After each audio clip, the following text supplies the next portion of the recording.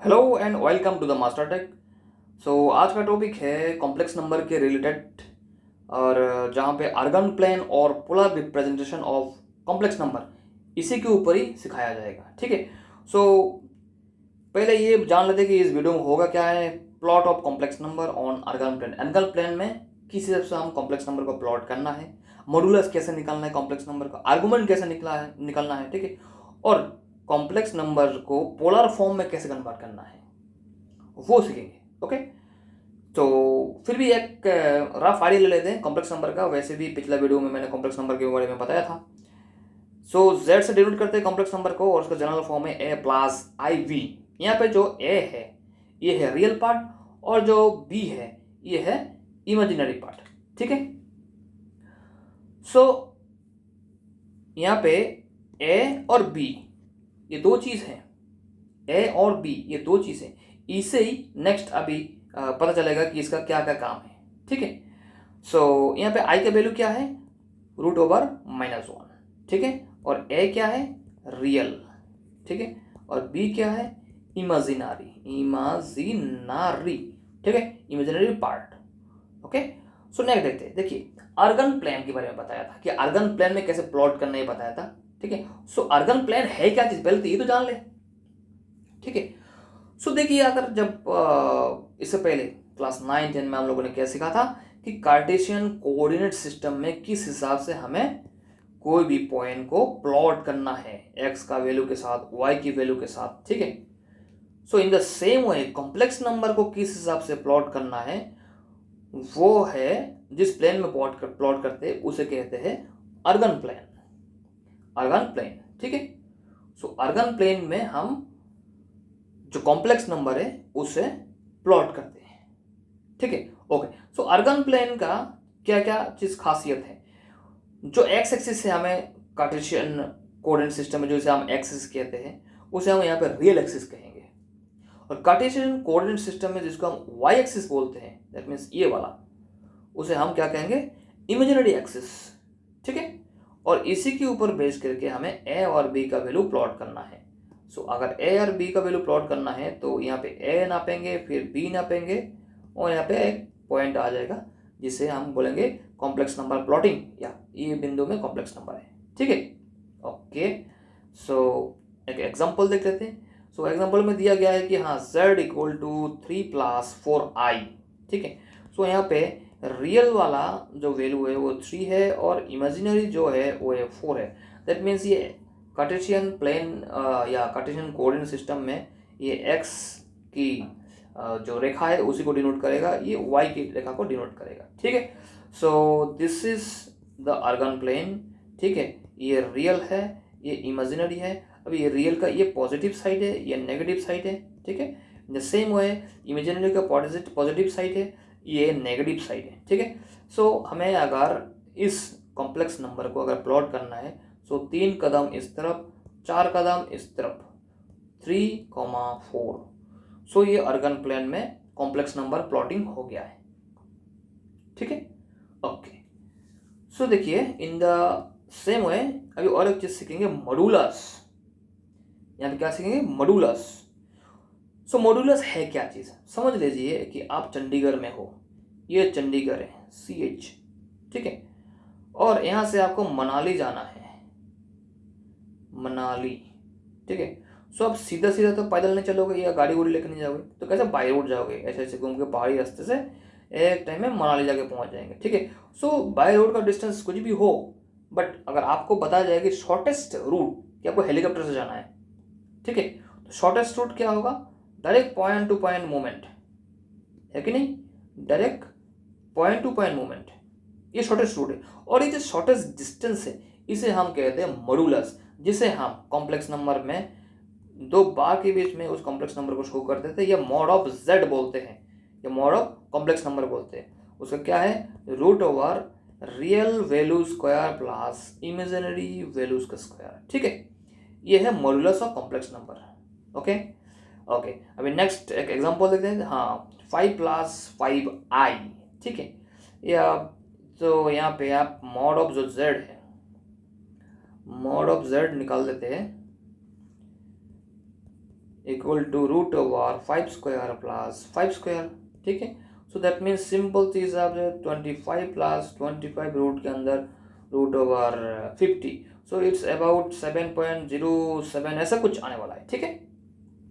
Okay, so ये है modulus of complex number, ठीक है। नेक्स्ट है argument, argument of complex number. ये आर्गुमेंट है क्या चीज, ठीक है। आर्गुमेंट बेसिकली एक कोण या डिग्री को डिनोट करता है, ठीक है। अब ये कोण कहाँ कहाँ बनेगा, तो देखिए जो आर्गन प्लेन है, ये आर्गन प्लेन है, ठीक है।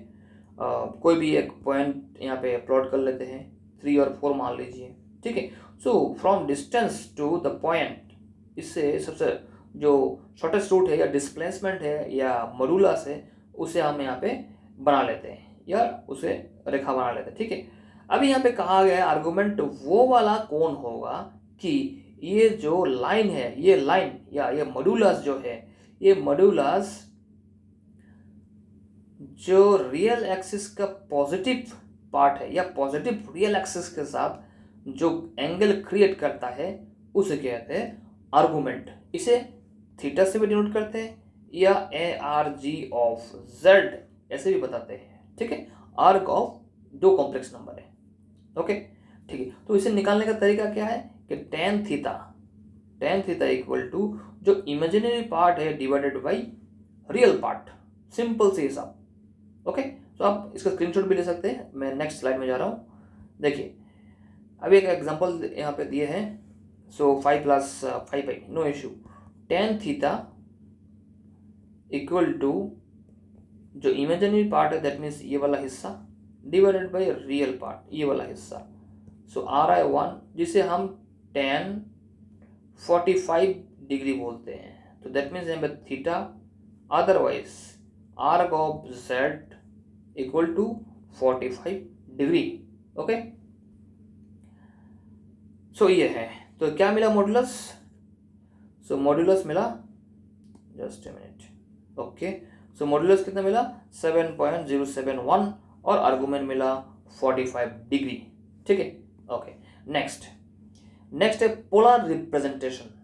देखिए कॉम्प्लेक्स नंबर को जनरल फॉर्मूला जो है उसी के हिसाब से हमने इस हिसाब से रिप्रेजेंट करके रखे कि रियल पार्ट ये है, इमेजिनरी पार्ट ये है, ठीक है, जो b है, और i का वैल्यू √(-1) इसी हिसाब से, ठीक है, no issue. So complex number से हमें क्या क्या मिल सकता है, एक मॉड मिल सकता है, ठीक है, एक आर्गुमेंट मिल सकता है, ठीक है, ओके।